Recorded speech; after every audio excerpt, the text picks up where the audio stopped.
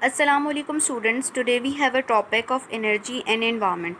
First of all, in this topic we will discuss the term environment, the living place of people and all physical and social factors around that affect their living and working condition is called environment. इसका मतलब क्या हुआ कि एक ऐसी जगह जहाँ ये लिविंग प्लेस यानी कि जहाँ पर लोग रहते हों, जहाँ पर उनके ऊपर फिज़िकल एंड सोशल फैक्टर्स दोनों जो हैं किसी भी लिविंग एंड वर्किंग कंडीशंस के ऊपर असरअंदाज हो, like social factors and physical factors अगर इंसान के लिविंग एंड वर्किंग कंडीशंस पे असरअंदाज होते हैं, हम उनको क्या कहते हैं? Environment.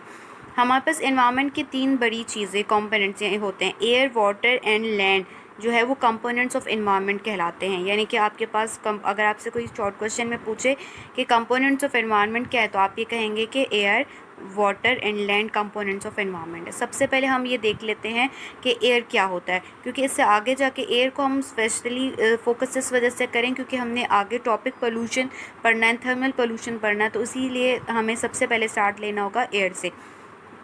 Air is the main component of earth environment. आपके पास जो एयर है वो हमारी एयर इन्वायरमेंट का बहुत बड़ा हिस्सा है। देखिए, अगर आपके पास एयर नहीं होगी, हवा नहीं होगी, ऑक्सीजन नहीं होगा, तो अगर नहीं होगी तो आप जो लोगों की जो एग्जिस्टेंस है या एनिमल्स की एग्जिस्टेंस है वो ज़मीन पे पॉसिबल नहीं है। अब हम देख लेते हैं कि एटमॉस्फेयर क्या होता है। Air is present up to the height of about 200 kilometres from the surface of the earth is called atmosphere. यानी कि आपके पास क्या है, ज़मीन की सरफेस। फॉर एग्ज़ाम्पल ये आपके पास जो है ये ज़मीन की सरफेस से ऊपर, यानी कि ज़मीन से ऊपर अगर आप 200 किलोमीटर्स तक ऊपर जाते हैं तो वो जो ज़मीन से लेकर ऊपर तक 200 किलोमीटर्स का जो एरिया है वो आपके पास क्या कहलाता है? Atmosphere. The part of atmosphere where all living bodies reside 8 to 20 kilometres thick over the gas over the earth. यानी कि इसका मतलब क्या हुआ कि हमारे पास अगर आपके पास 8 से लेकर 20 किलोमीटर्स जो हमारे पास अर्थ के ऊपर एक गैशियस एक लेयर होती है, उसके ऊपर जितने भी जो आपके पास वो एटमॉस्फेयर का वो हिस्सा होता है जहाँ पर लिविंग ऑर्गेनिजम्स रह सकते हैं। This cover act as a shield against heat. For example मैं आपको इस तरह से बताती हूँ कि फॉर एग्ज़ाम्पल ये आपके पास क्या है? अर्थ है, ठीक है।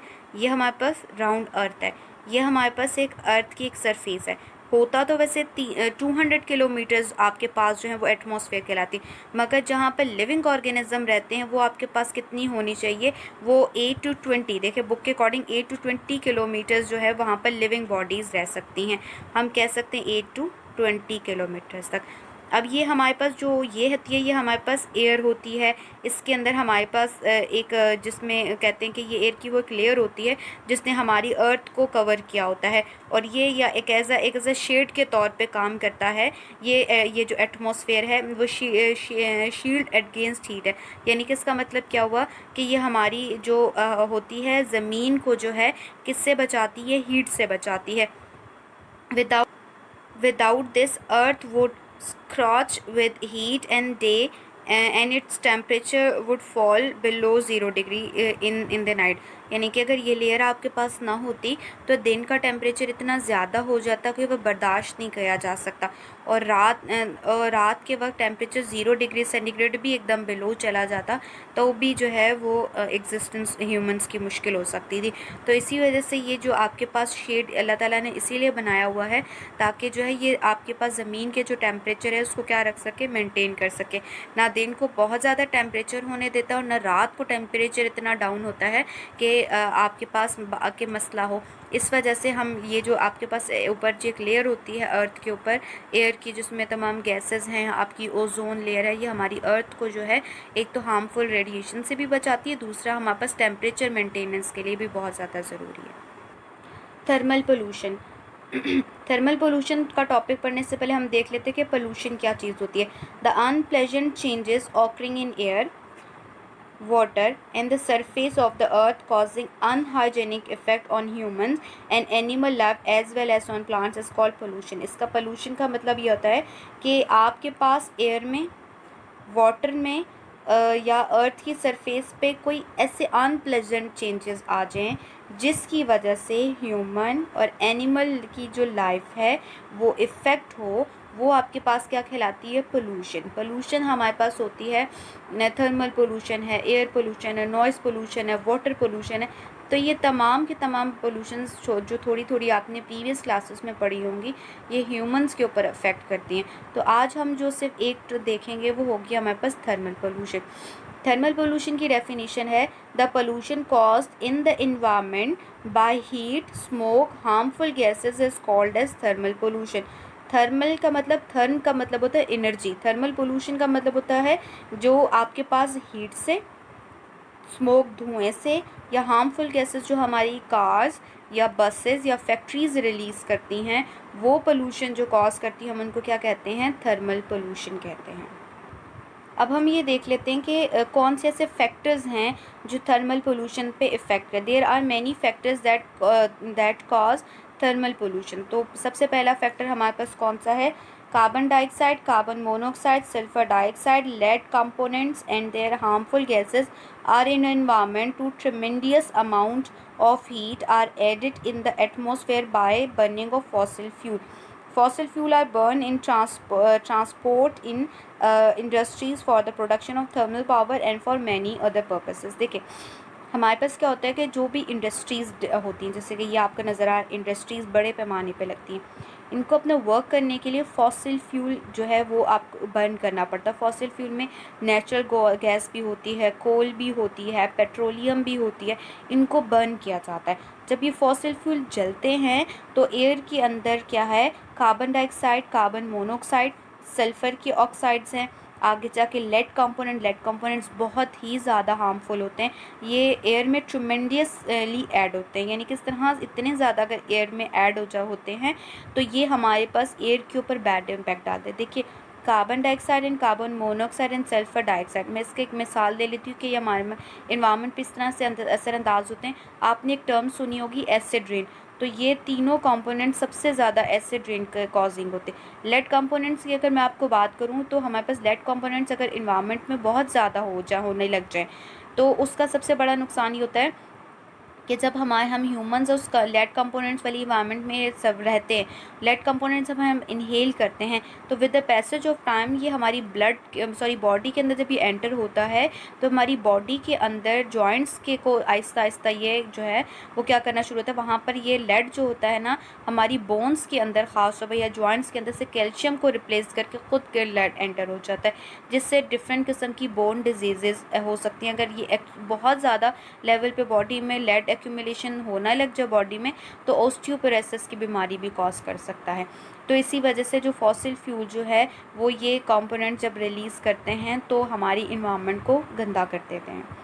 Number 2, the nuclear energy used for the producing electricity is also cause of addition in the thermal power। देखिए हमारे पास जो न्यूक्लियर एनर्जी हमने शुरू में भी पढ़ा था, न्यूक्लियर एनर्जी क्या होती है कि ये आजकल जो बड़े बड़े ममालिक हैं जैसे कि जो पाकिस्तान भी इवन इसमें शामिल है, इंडिया, पाकिस्तान, USA, UK जितने भी होते हैं, ये अपनी इलेक्ट्रिसिटी की नीड को पूरा करने के लिए क्या करते हैं कि न्यूक्लियर एनर्जी यूज़ करते हैं। न्यूक्लियर एनर्जी कहाँ से मिलती है, न्यूक्लियर रिएक्टर से। न्यूक्लियर रिएक्टर में हम प्रीवियसली पढ़ के आए हैं कि ये यूरेनियम 235 का जो है वो एलिमेंट इस्तेमाल करके उसको न्यूक्लियर फिजन रिएक्शन के थ्रू जो है वो हायर अमाउंट में एनर्जी प्रोड्यूस करते हैं। जितनी अमाउंट से वो इलेक्ट्रिसिटी प्रोड्यूस तो कर देते हैं और जो रिमेनिंग है जो हीट होती है वो उसको इन्वायरमेंट में रिलीज़ कर देते हैं, जिससे जो इन्वायरमेंट का जो टेम्परेचर है वो डे बाई डे इंक्रीज़ होता जा रहा है।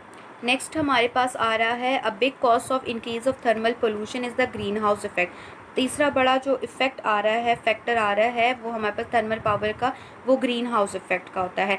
अब ग्रीन हाउस इफ़ेक्ट का मैं पूरा पैराग्राफ आपको बता देती हूँ। ग्रीन हाउस इफ़ेक्ट क्या होता है, हमारी जो अर्थ आपके पास है ना, ये एक अर्थ है, ठीक है। अल्लाह ताला ने कुदरती तौर पे हमारी जो अर्थ के इर्द गिर्द ना कौन सी लेयर रखी हुई है, ओजोन लेयर अल्लाह ताला ने रखी हुई है। अब इस आपके पास क्या होता है कि जो ग्रीन हाउस इफ़ेक्ट में क्या होता है कि जब ज़मीन पे बहुत ज़्यादा पोल्यूशन ज़्यादा हो जाए तो जो ओजोन लेयर के नीचे ना एक लेयर और बन जाती है जिसको हम ख़ास तौर पर कहते हैं कार्बन डाइऑक्साइड की एक लेयर होती है। अब ये कार्बन डाइऑक्साइड क्या करती है कि देखिए ये वाली जो आपके पास है, अब हमारे पास क्या होता है कि ये वाली जो कार्बन डाइऑक्साइड की जो गैस होती है, ये एज अ शील्ड के ब्लैंकेट के तौर पे ज़मीन को कवर कर लेती है। अब आपके पास फॉर एग्ज़ाम्पल जो है सन से जो है कोई भी जैसे रेडिएशंस है वो ज़मीन पे आती हैं। अब हमारे पास ये वाली जो अर्थ आपके पास मौजूद है जहाँ पर ओजोन लेयर भी है, कार्बन डाइऑक्साइड है, अब सन से ये रेज इस तरह से ज़मीन तक तो आ जाती हैं। ज़मीन ने जितनी हीट और जितनी हीट एब्जॉर्ब करनी होती है वो कर लेता है। फिर इसके बाद क्या करता है, तो रिमेनिंग जो हीट होती है अर्थ जो है ना उसको बड़ी वेवलेंथ की शक्ल में बाहर जो है ना वो निकालने की कोशिश करता है कि ये किसी तरीके से जो एक्सेस अमाउंट में हीट है वो कहाँ पर चली जाए, स्पेस के अंदर चली जाए। अब ये कार्बन डाइऑक्साइड की लेयर क्या करती है कि बजाय इसके कि ये जो एक्सेस अमाउंट में हीट को बाहर निकाले, ये कार्बन डाइऑक्साइड की जो लेयर मौजूद होती है, ये वाली जो लार्जर वेवलेंथ वाली जो आपके पास हीट एनर्जी होती है, ये दोबारा से जो है ना इसको ज़मीन की तरफ जो है ना वो भेज देती है, जिसके नतीजे में ये वाली जो एक्स्ट्रा एनर्जी होती है वो स्पेस में नहीं जा पाती, और ये वाली एनर्जी जो है वो जो आपके पास कार्बन डाइऑक्साइड की लेयर और अर्थ के बीच में रहती है, तो जिसकी वजह से इंटरनल टेम्परेचर जो अर्थ का इन्वायरमेंट का टेम्परेचर है वो इंक्रीज़ होता चला जा रहा है। तो ये सबसे बड़ा इफेक्ट, ये जो इफ़ेक्ट होता है इसको हम क्या कहते हैं, ग्रीन हाउस इफ़ेक्ट कहते हैं। लास्ट वाली सबसे ज़्यादा इंपॉर्टेंट है, as a thermal pollution increase है। अब ये हमारे पास क्या आ रहा है कि इफ़ेक्ट आ रहा है कि अगर थर्मल पोल्यूशन हो रही है तो इफ़ेक्ट क्या है। एक्सरसाइज में भी क्वेश्चन में भी थोड़ा सा पूछा गया कि अगर थर्मल पोल्यूशन इंक्रीज हो रही है तो temperature of earth environment is also increases, तो हमारे पास जो इन्वायरमेंट का टेम्परेचर है वो भी इंक्रीज़ हो रहा है। फॉर एग्ज़ाम्पल देखिए, हमारे पास कुछ ऐसे ठंडे इलाके हैं कि जहाँ पर आम तौर पे यानी कि गर्मियों के मौसम में टेम्परेचर मॉडरेट, वहाँ गर्मी नहीं पड़ती, मगर चूँकि एनुअल टेम्परेचर अर्थ का इंक्रीज़ हो रहा है इस थर्मल पोल्यूशन की वजह से, तो अब उन इलाकों में भी गर्मी पड़ना शुरू हो गई है। फॉर एग्ज़ाम्पल अगर आप इन केस में लाहौर में देखें तो लाहौर में ऐसा जितनी गर्मी नहीं पड़ती, जितनी ज़्यादा हमारे पास जो हमें गर्मी ज़्यादा फील होती है किसकी वजह से हो रही होती है, थर्मल पोल्यूशन की वजह से भी हो रही होती है।